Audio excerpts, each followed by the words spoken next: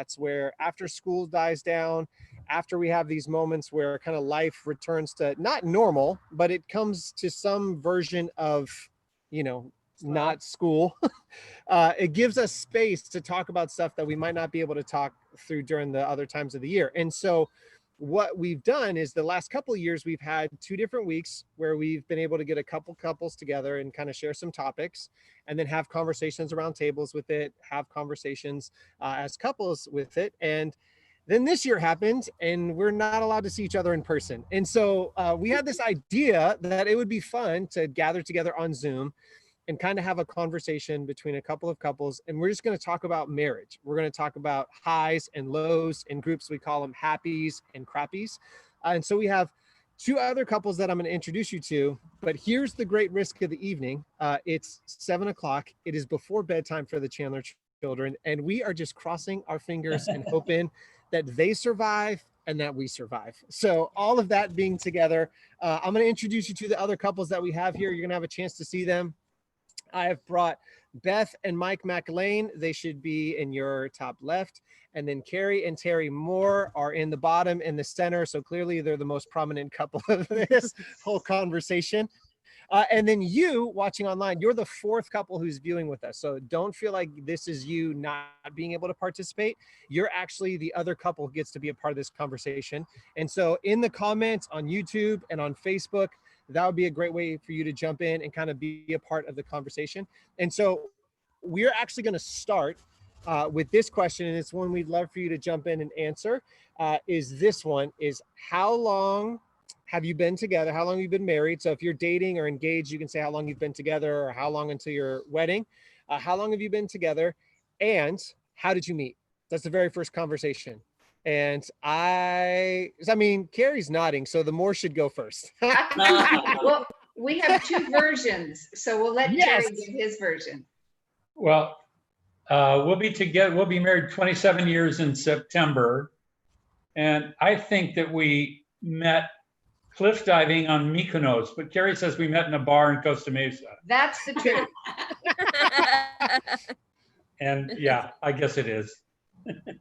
So which one, so Keri, you have to tell your version of the story then. So if there's a true story and an other story, because Rachel and I have that same story. If there's a true one and the other one, you got to share yours. It's kind of a weird thing because since we met before we were Christians, but now we are believers, it feels always a little odd to say, oh yeah, we met in a bar. We were sober. In our defense, it was a private Christmas party at this bar. This is the thing. We met in a bar. Well, it was Christmas party, but so that's the truth of where we met. Yeah. And then 27 years later, by the grace of God, here we are. Nice. Awesome. That's amazing. And then it's cliff diving. Is that the other version of the story? Yeah, no, yeah. That's just in my dream life. Okay. Yeah. We'll just leave that one there. That might be the other version of the bar story. It could happen. So if you met in a bar and you're watching online, feel free to jump in and say you met there too, because I bet there's other people who are watching that's part of their story also. So, all right, Beth and Mike, you get round 2. We've been married 34 years. Wow. 34. And that's kind of a big number. It's a big number for us. Yeah, it is. Yeah. And we met in college, and it was a Christian school, not a bar. It was Bible college. Yeah, it was. Yeah, just saying that, Terry. Okay. All right, man. But what was interesting was, I had no idea why I was going to this school. I had studied music previously, and I just wasn't done with college. And I figured, I'm going to go to Bible college. The first day, the first class was a lecture hall. There's always a ton of kids in a lecture hall. And one of the students kind of met me there for my first day, walked me through, took me to the lecture hall, and introduced me to Beth on the first day. And the guy was her previous boyfriend. No way. Gosh. So I figured out pretty quickly why I went to the school. Wow. Good story. That's it. Beth, is that the true story? There's no exaggeration. It's totally true. Is that true, Beth? Yeah. Yeah. Wow. That was my second year there. Wow. Are you going to share? We have his version and her version. Yeah. Oh, let's hear it. Okay, so we've been married for almost 12 years. It'll be 12 years in November. Yeah. Which is crazy. And my version of how we met is we met at church. in the foyer, like before service started. So I had moved to Missouri. He was a youth pastor at this church, and my sister was attending, and she's like, I really want you to meet the youth pastor. And I was like, I mean, all right, youth pastors, I kind of was just like, okay. So I met him, but he was, in the zone. And if anybody knows Justin, like when he's in work mode, it's like he's tunnel vision. So he really was. He was in the zone, and Ashley introduced him to me, and he kind of like, oh, hey, what's up? And kind of blew me off, And I remember going home that day and told my mom, I'm like, oh, I met the youth pastor. And I'm like, he's just, your typical youth pastor guy. Just, I did not get a great first impression of him. So that's how I say we met. He blew me off at church. Is what happened.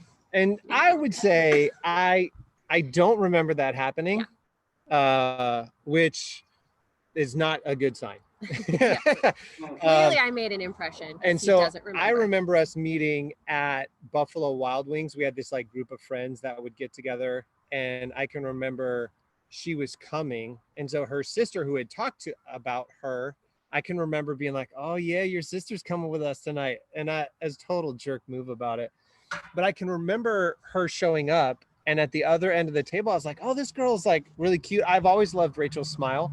And so I just can remember seeing her laugh and smile. And I was like, oh, that's really cool. And her sister had said, like, my sister's really sarcastic. You'll never be able to keep up with her. Da, da, da, da. So I can remember at the end of the night, I was like, I'm going to show her a little something, something. I'm going to be a little playful, whatever. And I said this, mind you, I'm already over him because he'd been kind of a jerk to me. Like previously, I was like, whatever. Anyway. So I can remember at the end, I was like, oh yeah, I've got this like line cooked up. It's going to be awesome. I don't even remember what I said to her. And then she's like, so you're the witty one, huh? And I was like, oh my gosh. And I love it. And then after that, it was like, I'm going to convince this girl. It was like my mission then that I was like, I am going to find a way to get this girl. And here we are. Here we got are. Me. Yeah. Wow. 3 kids later, here we are. We are. Yeah. Awesome. Love it. Yeah. So it's one of the cool parts that I've even really felt. So we've said there's some really great parts in marriage. There's some really tough parts. There's great years in marriage. There's tough years in marriage. There's highs and lows. I mean, we're 12 years in, 20 years in, 30 years in. So we're representing a couple different decades. And the unique part is that's also really true of the pandemic season, right? So however long the stay-at-home orders have been in place for you, we're all kind of managing that in a different way. And so one of the things that I'd love even for us to start a conversation in, because I feel like us talking about it will make it really great for other people to talk about it. And our willingness to talk about it will help them to talk about it as well.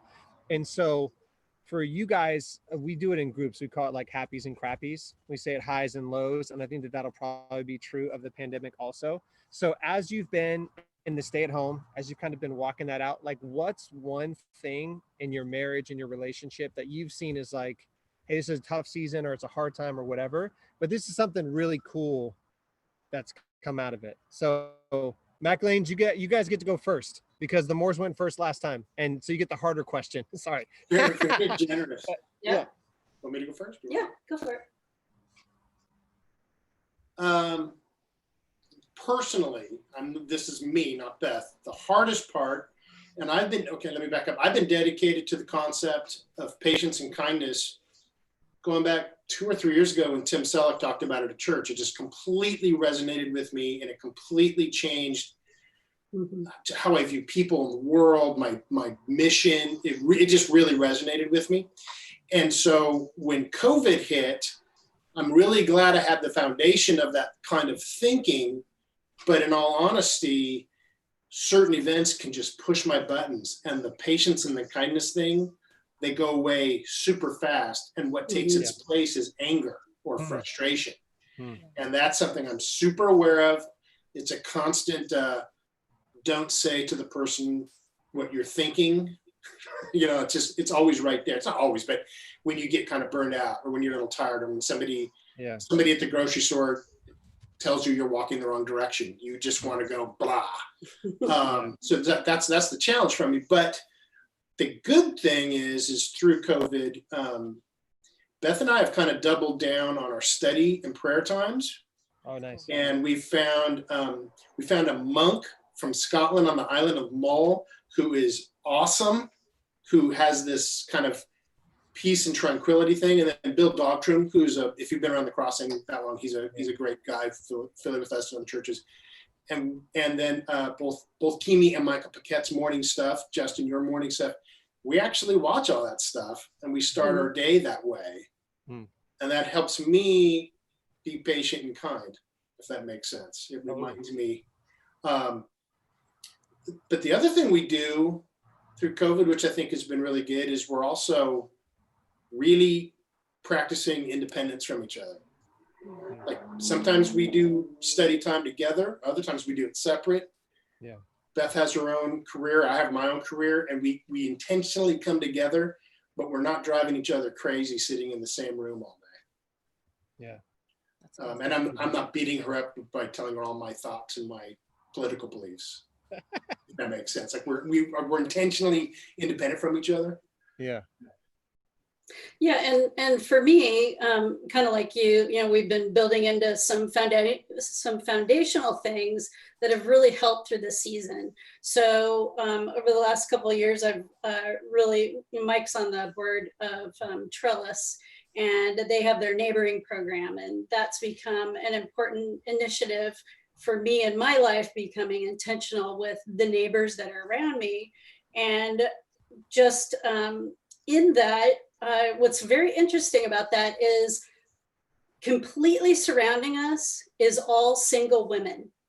And for whatever reason, however that happened, and then God put on my heart a couple years ago that I was supposed to really engage with my neighbors and create deep relationships so when COVID did hit, we already had that relationship. We were already looking out for each other. We had a neighbor pass away in our neighborhood where we all cared for him to right up to the very end.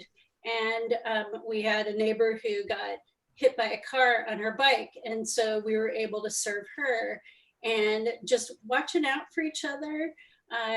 You know, there are some of us, not me, but one of my neighbors is vulnerable.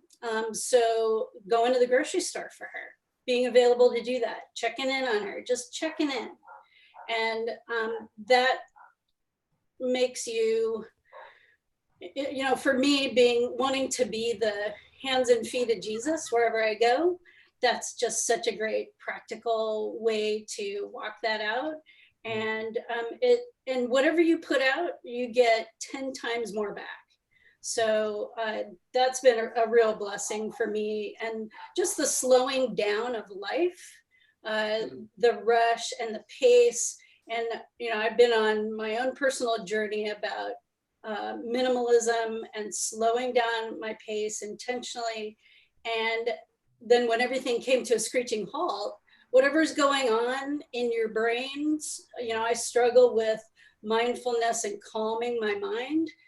So I you know, spend time in morning prayer and devotion and meditation and all those things, because if I don't, I am crazy spinning on everything. Yeah. So, you know, this time to really slow down and address all those things inside of us that we've just been pushing to the back of the room, to the back of the file cabinet. I'll get to that later, or that's not a big deal. It is a big deal.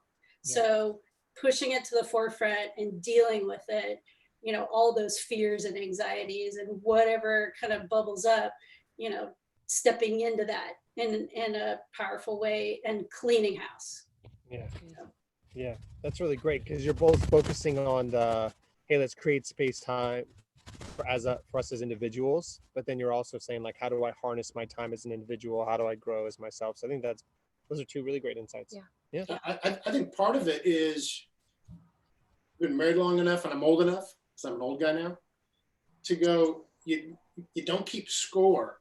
Like when Beth's doing the neighboring thing, yeah. I don't text her and go, hey, when do you want to have dinner? Like, go do your thing. And if I'm doing small group or whatever I do, she supports me. She doesn't keep score like you weren't home for 3 hours. Right. I want that time back, because we've seen a lot of couples do that, and you just can't do that. Right. Yeah. Yeah, that's a good one. That's good. Morris, how about you guys? Have you grown closer together? How are you winning in the pandemic season? Well, the MacLanes are clearly far better people than we are. Woohoo, we win. Yeah, Just, but we're you not win. keeping score. Like, We're not- Starters. No, no, no. Oh, that's yeah, right. We're yeah, not keeping yeah. score. You want to go? Go ahead.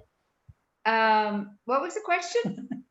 How are you growing together as a couple in the pandemic season? How are you Yeah, like finding some wins? What are the happies of the yeah. stay-at-home orders and all that?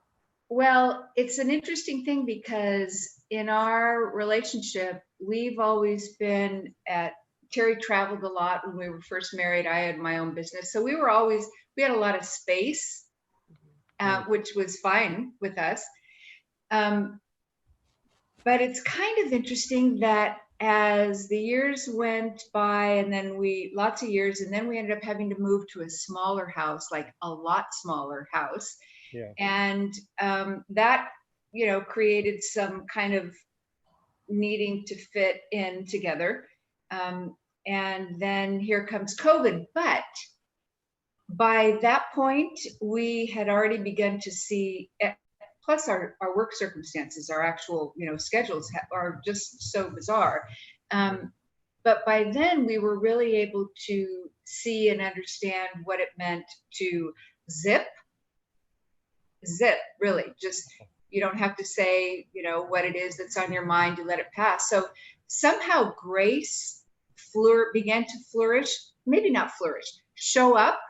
Yeah. Right? Grace began to show up. Yes, it's a little polyp right now. Yeah. It'll be a huge coral someday. Yeah. So, But, enough grace to cover us. So in that, and again, like Beth said, in the quieting, oh man, the quieting of the noise of the world and the culture and the things that pulled us apart from one another because we're so busy spinning, like she said. Yeah. We found hours sometimes in the morning doing our devotions together or separately, watching nature out the yard, having our coffee. It's like this really, this sense of it's good to be together.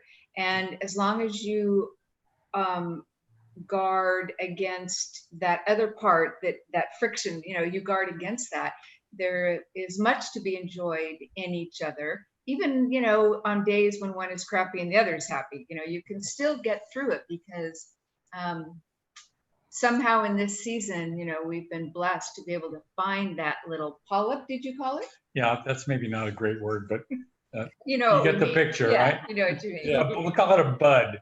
Yeah. Yeah. Right? It's a bud. Yeah. So as we age, it's going to be great now to have this tool, right? Because we've done it, so we know what's possible and how we got it. And so, it's good. In my brain, it's kind of encapsulated by Romans 12:10. It's just honor one another above yourselves. Yeah. So there are days when I wake up in the morning, I think, what can I do to honor my wife today? She works like a crazy woman, and I'm just really not working. Mike, you think you're old. I'm old.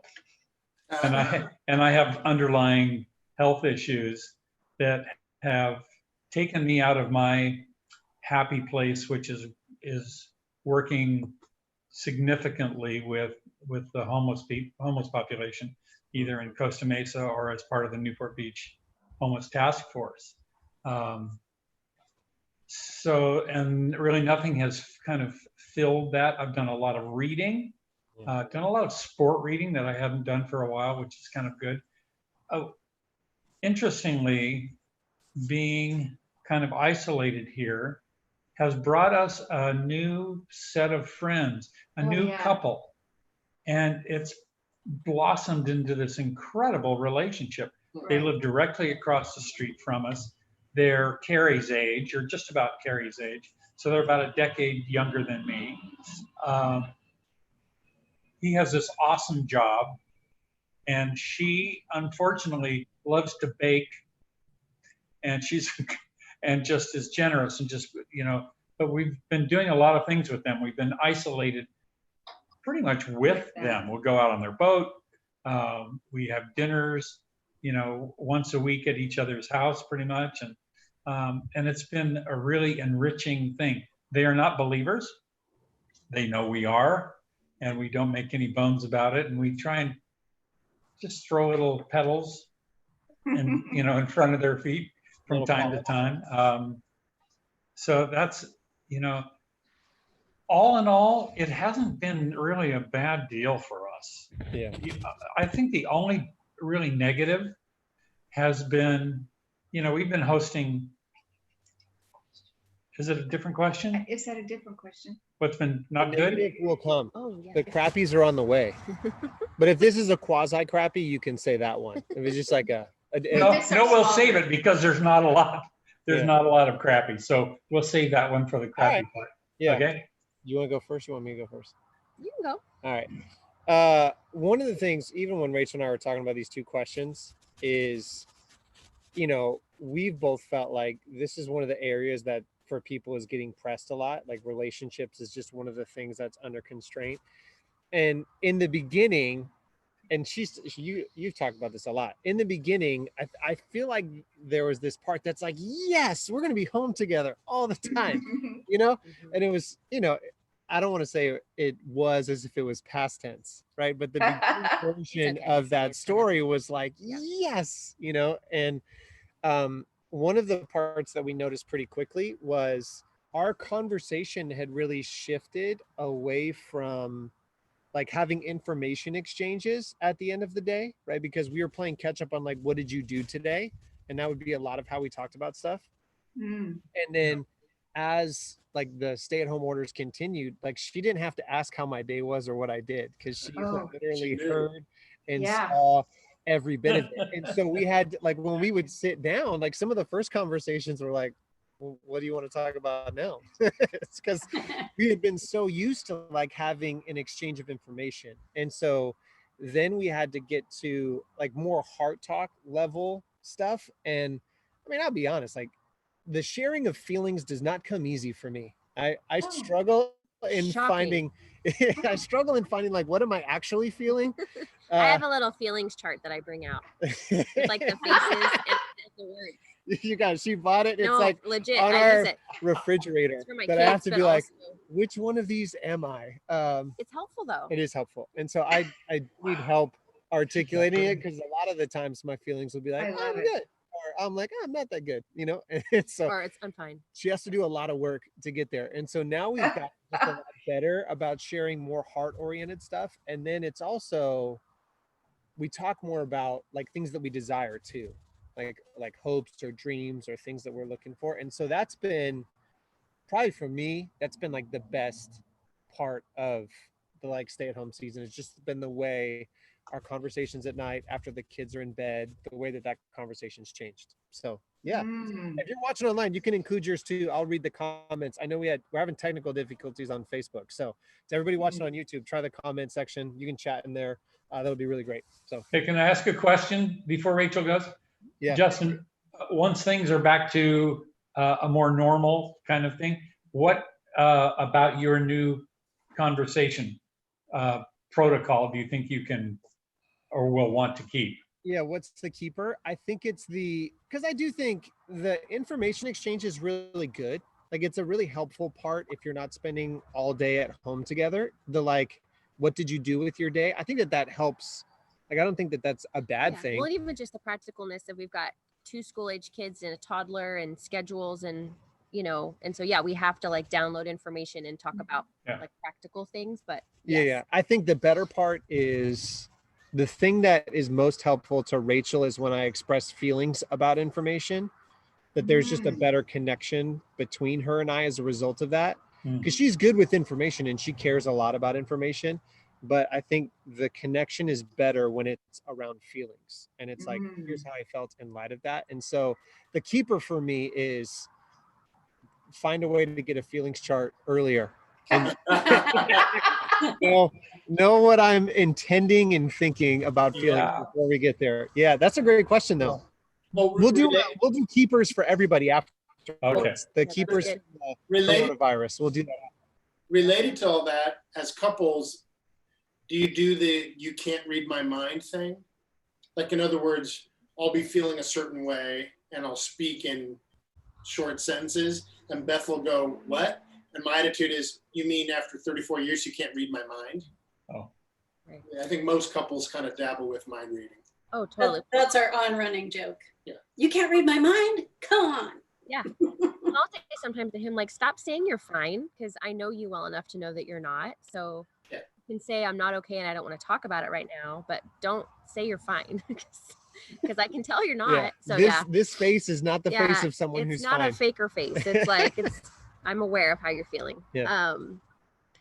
So for me, I think we've gotten a lot better about, well, we've always been partners in everything. I mean, especially with having kids, like I've never felt like, we've never been that couple that's like, oh, Justin's babysitting. It was like, no, Justin's just being a dad, and we're partners and in everything. But I think this unique season has kind of, we are legitimately like helpmates all day. We've had to be really intentional about communicating our needs and what needs to happen in order to make the day work, especially when our kids were in school and we had different Zoom calls and different meetings and assignments, and then I would have a Zoom meeting for work, and then he would need to hop on a Zoom meeting, and so it was just a lot of moving pieces. And then meanwhile, we've got a 2-year-old toddler who's like doesn't care. He doesn't care about anybody's schedule. He loves it, by the way. He's living his best life because we're home all the time. Everyone's here. He's loving this stay-at-home order. So I think that's something that we've talked about. I feel like we've just gotten better about even just anticipating each other's needs, but also just communicating better about what it is that needs to happen and what needs to take place. And so that's been something that's been really helpful, because we just really feel like partners. And I feel like we're working really well together. I know that sounds really like functional, but it's really made for a more just peaceful home. And then we've also tried to be more intentional with dinner time conversations with our kids. Because again, at dinner time, it's not like, buddy, how was your day? It's like, well, I was with you all day and I helped you with all your schoolwork. So we can't really ask how the day was. And so we've been more intentional with dinner time talks with our kids, even, and talking about doing like a verse of the day or a little Devo session about that, and just talking about deeper things with our kids. And so that's been something that I think has been a really positive just result of this funky situation we find ourselves in. And it's definitely something that we want to continue, of making that even a priority. Because I feel like, well, that's going to strengthen our marriage, but also we want our kids to see that, and we want to model that for our kids. So. Yeah. Well, I know for Rachel, like she works from home, and so there were some really good rhythms we had in place when the kids just went to school, and it was like easy because 2/3 of the tribe was gone, right? And then we could manage the younger one, and we'd have some really good blocking of time. And then once the stay-at-home orders happened, honestly, the first couple of weeks, we were just trying to like keep our head above water. Yeah, we just felt like we were running and it was around. just like, you do this and you do this. And we're just all just trying to like, it's like an Easter egg hunt of survival, and then eventually after a couple of nights of just staying up really late working, we were like, we can't do this anymore. Like we got to find a better way. And so it's like, how can we, it's like the football term of like block and tackle. Like, how can we figure out, here's who's doing this and here's who's doing it. Like, how do we like manage it? And I don't know, I'm doing sports analogies because I thought line changes like hockey. You can tell I miss sports a lot. Like it's just this, thing that's in there. And so having these times where it's been like, again, what Rachel said, even being able to express it as, here's what I need from you, or here's how you could help right now. Like that's it. So let's go around and do keepers, and then I'll share some of the thoughts that people have online. So if you have a way that you're doing really well, or some really cool thing that you're having from the season of the stay at home, feel free to drop it in the comments, throw it in the live chat on YouTube. And then we'll all say like, what's a keeper based on what you said that's good that you'll hang on to once this is all done.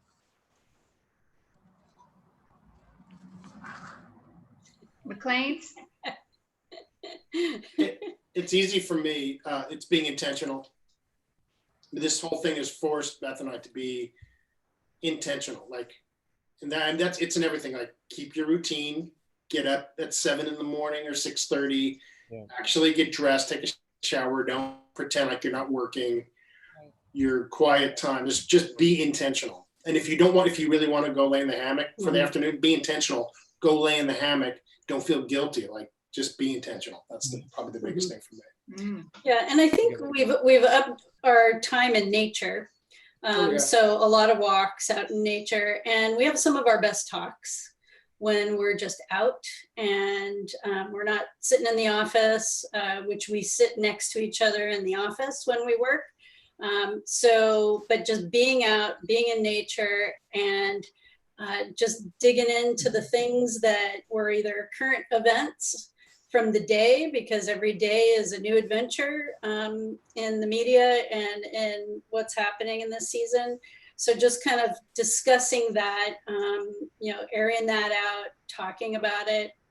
And that just seems to really release some pressure, just to get outside and, look at beautiful things, focus on the things that are good in the world. In addition to quiet time and, devotion time, rather than focusing on all the negativity and making sure you're controlling what comes into your mind has been super key in this season.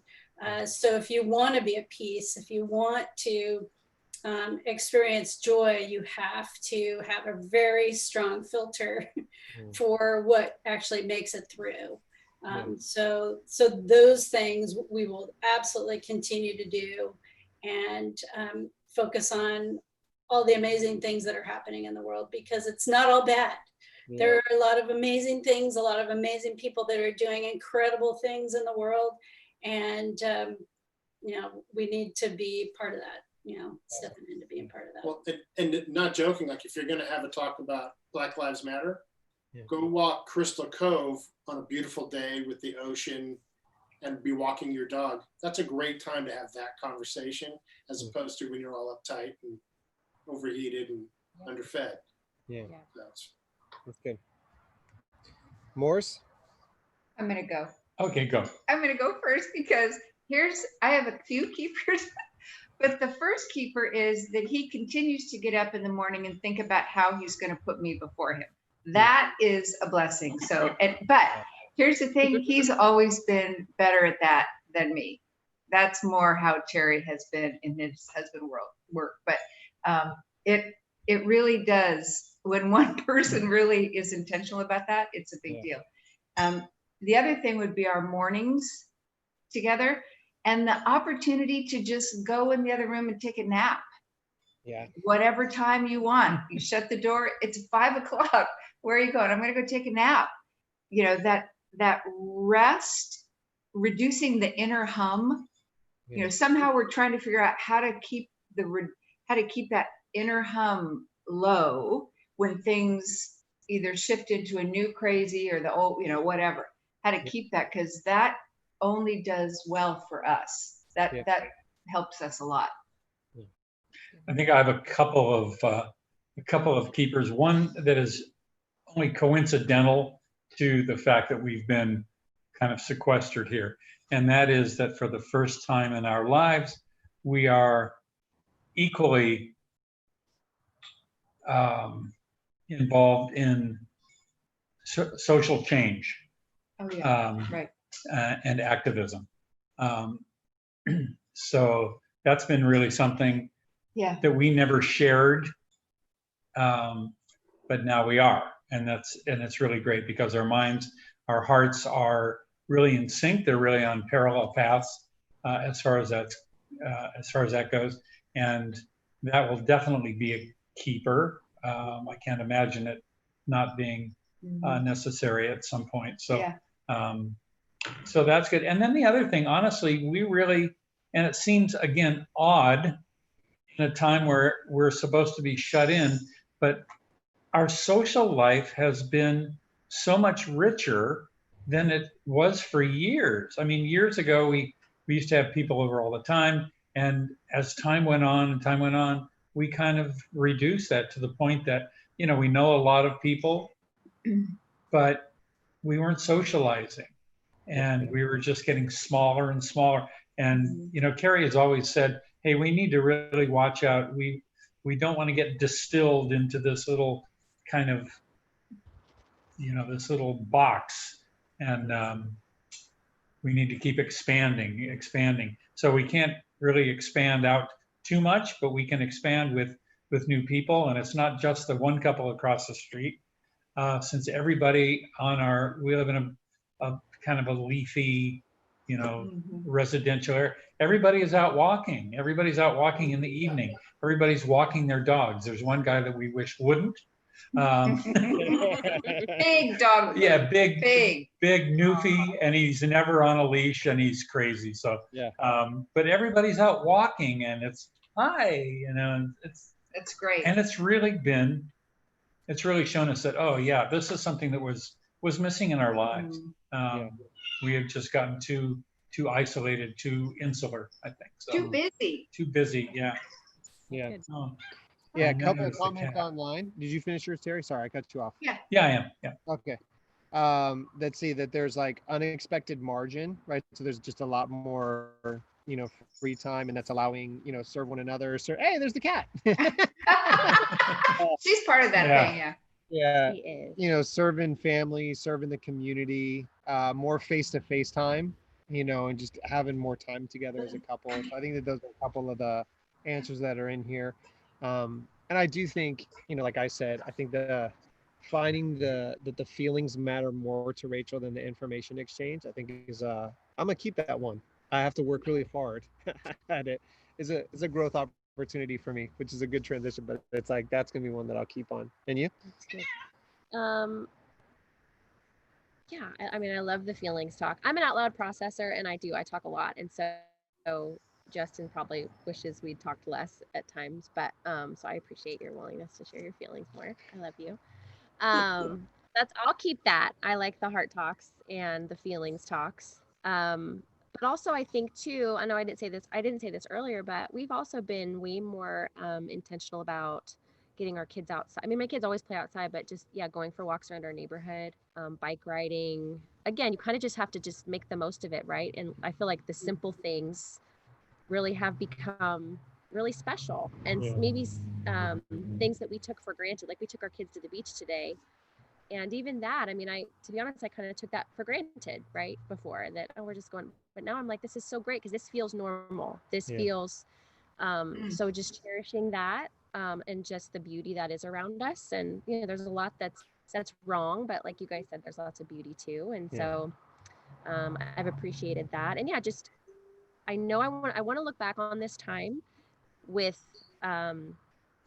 fond memories. I mean, there have been some hard days here, a lot of tears from, well, not Justin, but all of the rest of us. And, lots of, it's been Shots hard. fired, you guys. And again, I know we're like in season, right? But with kids and school and a baby and all the things, like there's been a lot of feelings over here. But all in all, I want to look back on this time and say, but look at the areas that, we grew, and as a couple and as a family. And I think that that's going to happen. And I think that that's what our kids are going to remember. That's what I want to remember. So I'm trying to just remember the positive stuff and the growth opportunities that we've had. Yeah. Well, and as our schedule gets more complex, right, we're going to need to express to each other, like, hey, here's where I need your help. Yeah. Right. So like even what Rachel said earlier, like that's not going anywhere because we have a 9-year-old, a 7-year-old, and a 2-year-old. And so life is just going to continue to become more schedule oriented, and it's going to require both of us kind of jumping into it. So I know that that's going to stay there too. Yes, definitely.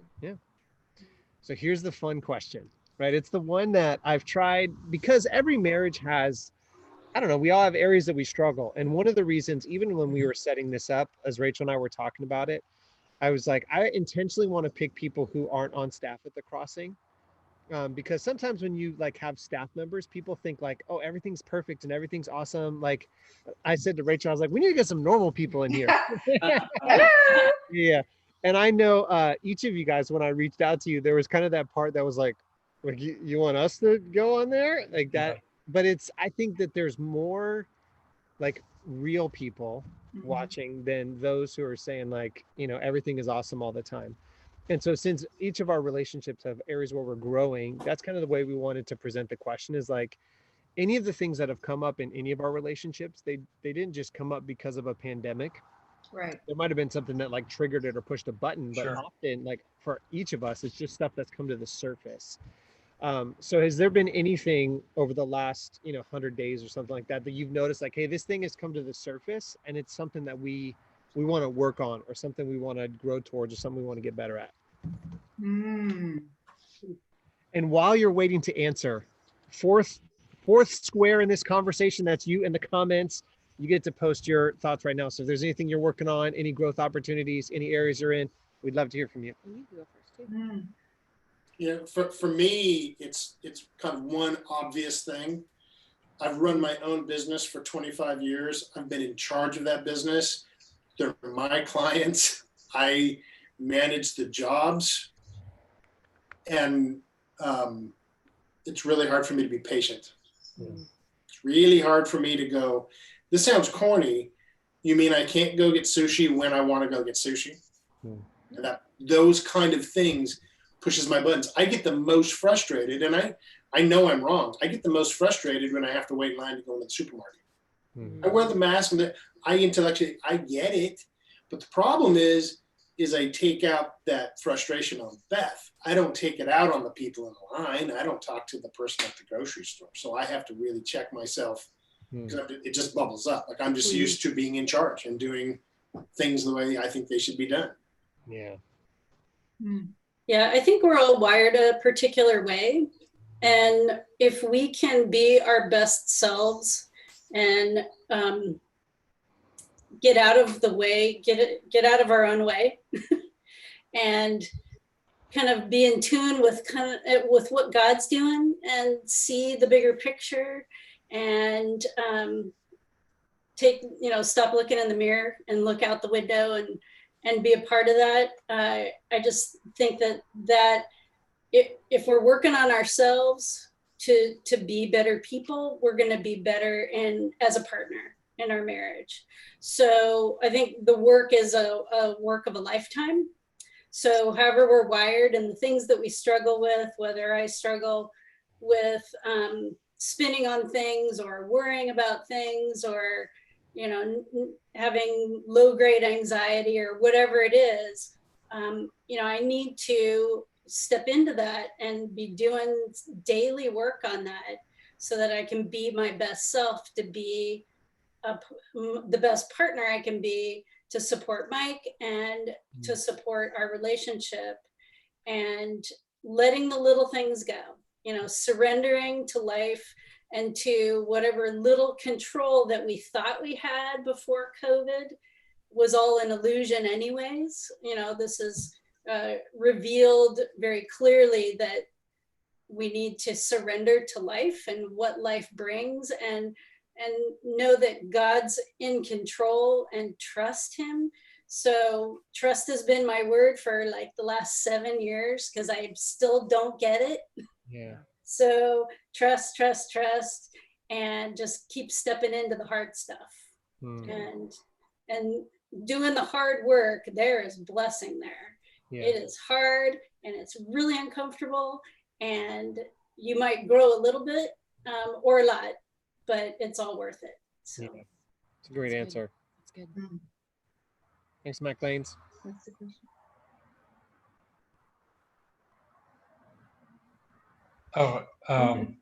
What's the question? What's hard? Something you need to work on, a growth area. I mean, if you want to call it crappies, you can call it crappies if you want to. Oh. But it's like, what are some things you've noticed that have come to the surface, or what are some areas you feel like, hey, that we've started addressing it, we need to address it? Some people call it growth opportunities, but just over the last 100 days, as you've had an infinite amount of quality time, A lot of togetherness. what has kind of come up for you guys? We haven't talked about it as a couple. Have we talked about it? We haven't talked about it as a couple, so I'll just answer for myself. Yeah. There's a couple of things. One of them is, since I am out in the world working, I noticed that I really need to be mindful of what's happening in Terry's life, which is different than what he'd like it to look like. So, I come bursting through the door or drag me through the door or whatever, and it's all about whatever, happened and like that, without thinking about, okay, well, he didn't have those. He went to the dry cleaners, maybe. He planned dinner. He went to the market. His time is different. And so it's important. And I mean, that's something that I need to do more of. I noticed that I need to do more of. And the other thing is, and I don't know if this is I only think this might be on his crappy list. I'm not sure, but I know that it's can be very difficult to be around someone like me all the time. Because I'm always digging here and thinking, and what do you think about this? Did you hear about that? Honey, what about this? Oh my gosh, always in the brain, you know, digging stuff up. And he's like, oh my gosh, go take the nap. I can see, you know, and although he's really good about it, but I kind of get a sense that I need to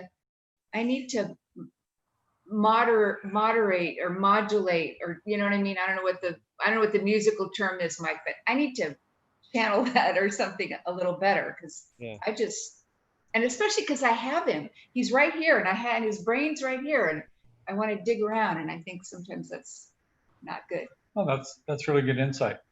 Yeah. Yeah. Remember that, okay? Right. That's one of those keepers. Yeah. I try. Yeah. I know you do. It's Rachel, you said it. We're all just wired differently, or maybe Beth, it was you. But we are all wired so differently, and Keri and I are wired polar opposites in so many areas. And we've been together almost 30 years. It's we've been able to see how that works, and find our individual places within that dynamic, and make it work. Yeah, I know. yeah. So what's your thing? Well, I'll just be, this is me just kind of vomiting this out there.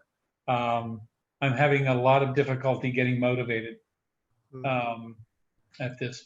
In fact, in small group the other night, which that's really the crappy, is that, we've been hosting a small group in our home every Monday for 10 years. And now it's Zoom, and it's a weird thing. Yeah. I mean, it's going, we've gotten to a place that it's better than it was when we've started this process, but still it's very tough. And I was just sharing that I just, I kind of want to give up on certain things. I just, I'm kind of tired, and I think I'm probably tired because I'm not doing anything. There's nothing for me to do at this point. But interestingly, that was Monday night that I shared that with the group. On Tuesday morning, the devotion that I do with Alistair Begg, Oswald Chambers, and then the verse of the day, they were all directly saying, don't give up. You need to keep going, finish strong. I mean, okay, I get it. Yeah. So now this week, I'm trying to retool my thinking and see, okay, what's that going to look like? What can I do? What am I available for? What is going to resonate with me? Or how can I just get busy and do something I want to, do something that is meaningful, and because I'm tired of being kind of lazy. Yeah. Yeah. So. Thanks for the word vomit. Just for you. I mean, living with someone who processes. I shouldn't say that to people with a toddler, right? Yeah. I'm sorry. No, you're good. No, we're good. I mean, vomit doesn't scare us at all. Yeah, we're good. We're all the way in. Vomit of words, vomit of food, like all of it's comfortable for me now. Okay. Here's some ones that have come up online, just showing each other more appreciation. Working from home and someone being furloughed, right? Like that's a challenge, or that's things that have come up. Becoming seeing somebody else become more socially aware, but then just kind of managing that, and kind of how do you keep walking that out together. Prioritizing relationship building over task completion, right, which is a really good one. That's good. And then being together doing simple things. Like life was so crazy beforehand, and then in a way this has allowed life to become a little bit more simpler, and so then it's like, how do we keep going forward with those? So I think that those are all really good answers. If you still have one, feel free to jump in the chat. You can share yours, because I'm sure plenty of people agree. Are you going first, or am I going first? I can go first. I think one of the things are the growth opportunities that we had a few, but the one I'll share is part of why we're allowing you guys to refresh our marriage. No, we need your wisdom. Seriously, this has been so good. So I discovered some things about myself in this quarantine. And one of them is I'm not always very good about communicating when I need like personal space and time. And I wait until I'm like either in the midst of losing it or I'm like I'm just right on the edge and I'm about to lose it. Because I'm really a social person, but I'm also very introverted. And so one of the things that this has kind of revealed is how important my alone time is and how I recharge. And I found myself feeling almost kind of guilty for asking for it because again, we're all in it together, right? And so there were days where I'm like, I don't know how to ask for it because I don't want it to be unfair. I don't know. I just felt this weird guilt. And it was not coming from him. It was totally me. And so after a couple meltdowns, there was, I kind of was like, okay. And I just communicated to him, like, I'm going to need some alone time this week. Can we just do that? And can that just be the end of it? Like, can I just make that happen? And he was like, yes, absolutely. And so there was a night where I just, after dinner, was like, Mom's going to her bedroom and I'm closing the door and good night. And that's it. And, again, it's like little pleasures, right? But like I took a really long shower and I did a face mask, and I'm like watching a really girly movie and I'm not talking to anyone. Like no one needs me. No one needs a snack. Like no one needs anything. And I remember feeling so refreshed after. And at like 11 p.m., I stuck my head out and I'm like, good night. And Justin was out watching a movie or whatever. But it was really nice. Wow. And I thought, you know what?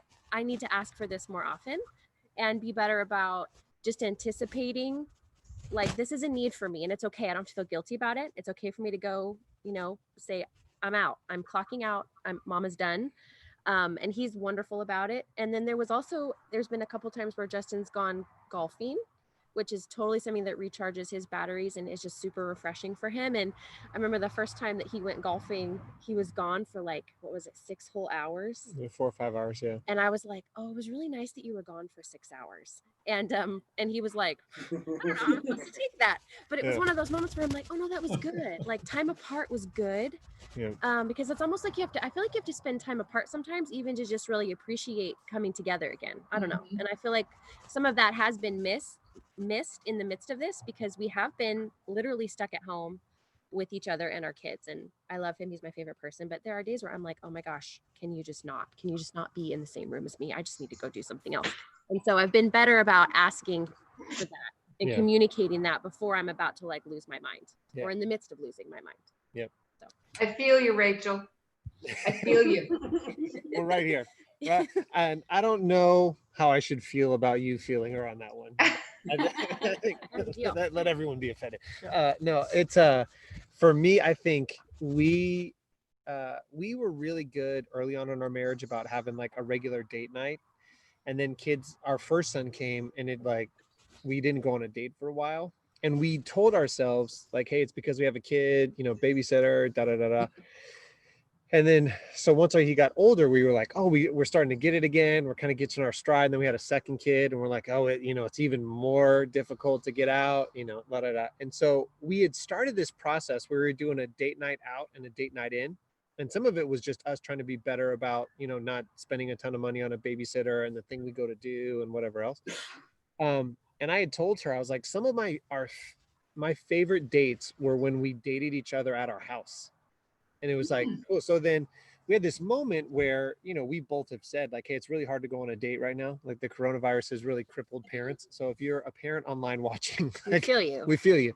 Because we had our person who's like our babysitter, we had them set up for today. And they were like, hey, so I don't think I can come over because this person I know is sick and you don't want to take any risks. And we're like, ugh. Our kids are literally, we don't know what they're doing. So we'll see what happens. The house isn't burned down by the time this whole thing is over. Yeah, no fire. We're good. So we had said, hey, we just need to do better about having a date night. And if even it's just like looking at how do we have better quality time once a week that we're intentionally saying the purpose of this time is quality time. It doesn't have to be crazy. It doesn't have to be exuberant. It can just be something really like special and we'll make it special.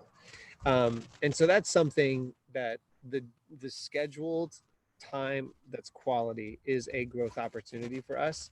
And we're still working on it. Mhm. Like we're getting better, but we're still working on it and just trying to figure that when is that, because honestly by the time the kids go to bed, we're like, We're sauced. We're so tired. Yeah. they have sucked They all of my suck. soul. They're little life suckers. We love them, but well, there have been nights though where I'm like, you know what, make coffee. Like let's just have a cup of coffee, which we don't ever do, but it's like we got to wake up, like because we do want to have intentional time, and so sometimes it does mean drinking a cup of coffee at 8 o'clock at night, or so we are. We're trying. Do you guys realize though that this is your life for the next 20 years. 15? Yeah. I mean, We're in I it. know. I told him, I'm like, I think we're just gonna be tired just forever. yeah, We're just gonna be This is tired. part of it. Yeah. No, yeah. and if you guys want a free cheat, date night at home, my favorite one of all time, like ever. Oh, Rachel, I know which one you're gonna say. Rachel loves The Godfather. I It's like mobster genre. mobster Oh, babe, that's your kind all of the, thing. like, My favorite high genre crime, of all right? the things. So Yes. she loves The Godfather. I'm and in so, with the organized crime. I don't know why. Oh my God. but not literally in with No, I organized mean, not crime, really, but I'm like just in fascinated case. by Yeah, it. yeah. So one of my favorite dates of all time was we had The Godfather. Obviously, we own it because it's like her favorite movie ever. But I went out and I got some New York style pizza, and then I found a place that had cannoli. Oh. After the kids had gone to bed, I'm like, hey, here's the pizza. Here's like this nice, thing. And then I was like, and I brought the cannoli. And I was Yeah. Leave the gun, take the Left the gun, cannoli. you brought the I cannoli. left the gun. Yeah. I brought the Take cannoli. Right. the cannoli, yeah. But it was so great, you guys, because it was like, it's nothing special. Like people watch movies to decompress at the end of the night anyways, but we had set it up like this is going to be a different one. And it was like so great. I mean, I want to watch The Godfather again right now, just talking about it, because Well, I yeah. love pizza. I love cannoli. I love The Godfather. I love Rachel. Like all of Yeah, these. Yeah. that's good. Well, I just think, I think even just somebody said it earlier, just in being intentional with our time together. And I Yeah. think, there's no shame in some nights where we do just want to watch Parks and Recreation and not talk to each other because we're so fried. But then it's also like making that time and being intentional about, whatever it takes, we need to actually do something meaningful together. Yeah. So we're going to be better. All right, so we've got a couple minutes left. So here will be the final question. If you're watching online, I've got a really cool resource I'm going to share with you that's going to help you and your relationship a ton. But as we get ready to close out, is there like one encouragement or one, like, I don't know, tip you'd give to the, couple dozen people who are watching right now? It's going to get viewed a bunch of times. Like we're on the internet officially. So that's the weird part. Like all of the stuff that we just talked about, like together, Oh my gosh. is on the internet, On the right? interwebs. So yay. Great. So what's like to the person who's made it to this part of the video and you're like, hey, here's what I would tell you. Like, here's a tip, here's a trick, here's something I learned, the 1 minute clincher that you got to close out, whatever you got, I'm ready for it. I've had the good fortune of being kind of gravely ill, tumors and stuff. And what I've taken from this, when you have cancer or something, it's a COVID moment for an individual. Mhm. And those of us around that person, it's hard for us to understand what they're really going through. So we get to all have a bunch of compassion for other people. We all get to go, oh my gosh, I kind of know what that might feel like. Mhm. So it's a moment to learn compassion. Yeah, that's great. We're off to a good start. Who else is feeling it? Is this as a couple or are we individual?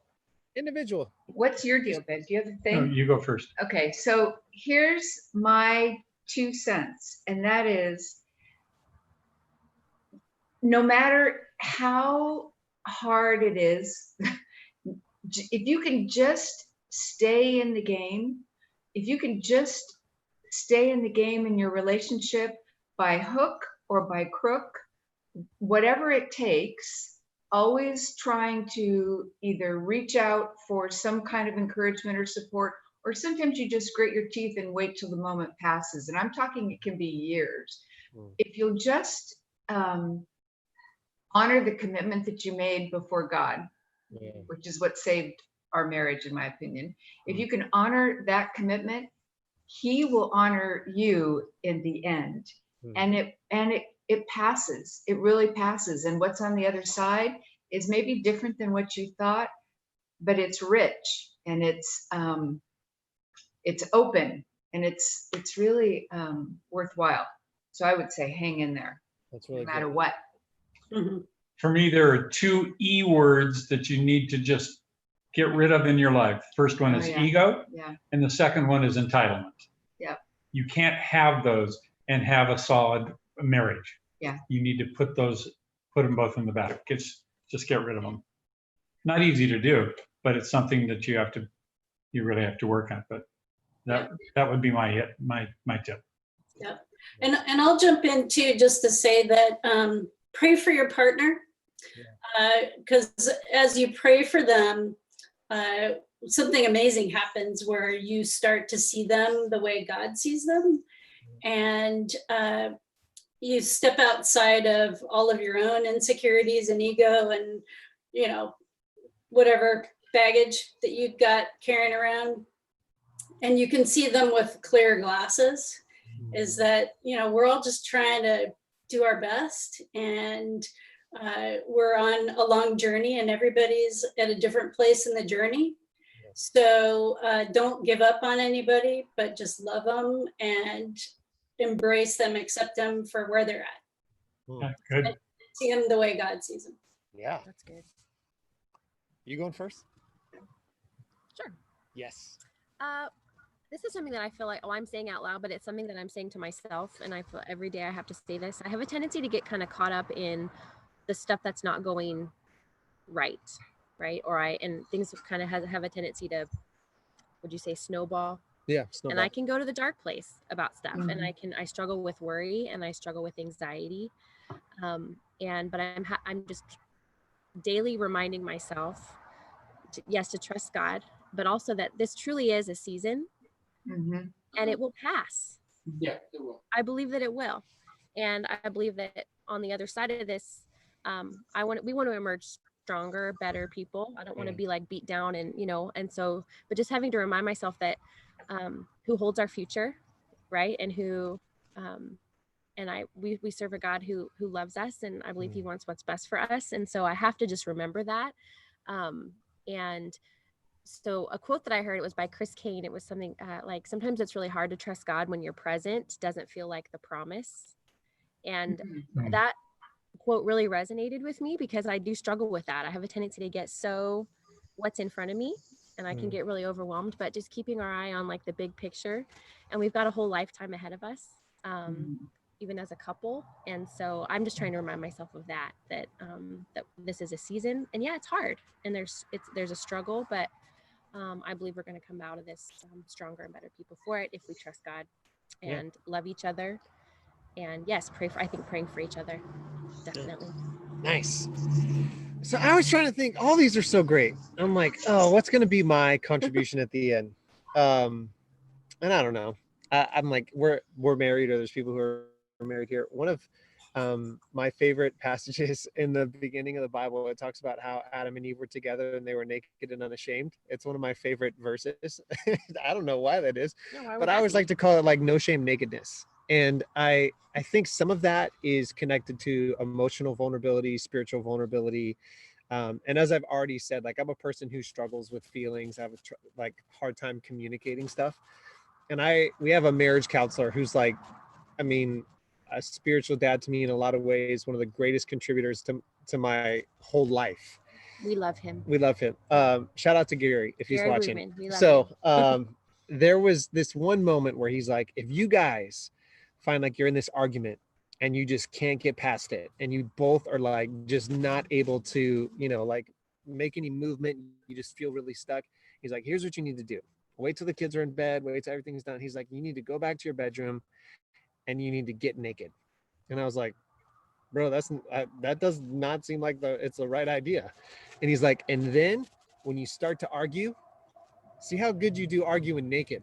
And I was like, I don't know about that. So you guys, there's this one moment I was like spicy about it. Like I was just, Rachel and I were not making progress. And I was like, I know what we need to do right now. We need to go back and we need to like fight naked. And I get that's like, and in some ways it's funny. In some ways, like, I hope no one takes that as it being crass. But one of the things that happens is it's this moment where you're like, all it is me now.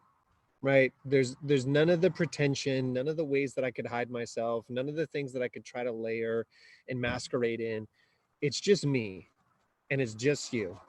So let's talk this thing through. And the moment you like try to hide yourself or you're trying to, you just say like, let's just do it. And every time we've done that, it's been like crazy. And I, part of my job is to sit down with couples and say like, how do we make progress here? And I'm like, I'll tell you guys what you need to do. And every time, like unequivocally, it's been like, that was a real breakthrough moment for me. And so like, maybe you're having some struggles, maybe you're having some hard times, like try it out, be together naked and unashamed and see what happens. And right back. Wow. Nice. Yeah. That's True. crazy. Well, I've even said too, like on a lesser level, it's hard to fight holding hands, to Yes. stay angry at each other holding hands. Yes. And so we've tried that too, of like, it's kind of disarming. Yep. And it kind of brings you back to center. Yep. And it's like, okay, wait, maybe we don't need to die on this mountain. Yeah. Or maybe there's a better way for us to come to a solution. So Yep.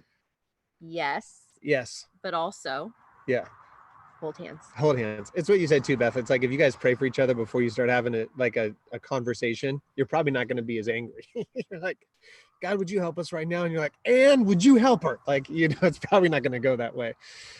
So if you've been watching online, honestly, I'm so thankful to the MacLanes. I'm so thankful to the Moores. Like, honestly, like you guys, if you go back and have a chance to watch it, you'll see the people who've had a chance to jump in and say thanks, just because there's so many people who would be like, ditto, yes, me too. And so I just think even the fact that we've had this conversation is creating a space for other people to be like, I'm in it also. And so here's the encouragement I'm going to give to everybody. And I'll do it on the speaker view so you guys will have a chance to see it in big screen. So if you download our app, right, and it's available on every app store, you push this little home button right there. And then as you scroll up, you'll notice that there's a groups button. And if you push on the groups button, you'll notice right here, we've got this thing called a marriage course. And right here is the pre-marriage course. So if you're married, you can click on this one. If you're dating or engaged, you can click on this one. But if you click on the marriage course, there's these 7 different topics that these kind of guys go through. So connection, communication, conflict, forgiveness, family, sex, and love. And so each week there's a video that you can watch. That as you click on that, you click this button and you'll see there's a little watch button that you can push. And there's also a guide that you can read. And so the cool part about it is rather than us coming at this like, hey, let's, talk about this topic, or let's kind of have this thing that will give you content to share. We just really wanted to get all of us together and say, hey, let's talk about being in love with each other. And let's talk about marriage, the highs and the lows, the happies and the crappies. And then over the next couple of weeks, you could actually watch these videos for free. They have little conversation points that you can pause the video and talk and actually have that conversation there. So there's a couple 5-minute ones, and then there's one that's about like 30 minutes or so. And Rachel and I have been doing it the last couple of weeks, and it's just been so helpful because it's this, this like unbiased third party that's just talking about, hey, do this. And then whatever we end up talking about is something that we need to talk about. It's not like somebody kind of persuaded us into that. And so that's free for you. If you'd like to do that, you can go to the Crossings app right now. You can watch it for free. All of them are available now. And that could even be like easy quality time that you could have each and every week. And then as you're in the summertime, if you're interested in being a part of group or connecting with other couples, we have some options that are available to you. So all you got to do is send me an email at groups@thecrossing.com and you'll be able to jump into that. So on behalf of the Moores, on behalf of the Chandlers, on behalf of the MacLanes, thanks so much for joining us tonight. Thanks so much for being a part of week 1 of the Marriage Refresh. And then we'll see you next week at 7 p.m. Thank you. Bye all. God bless you all.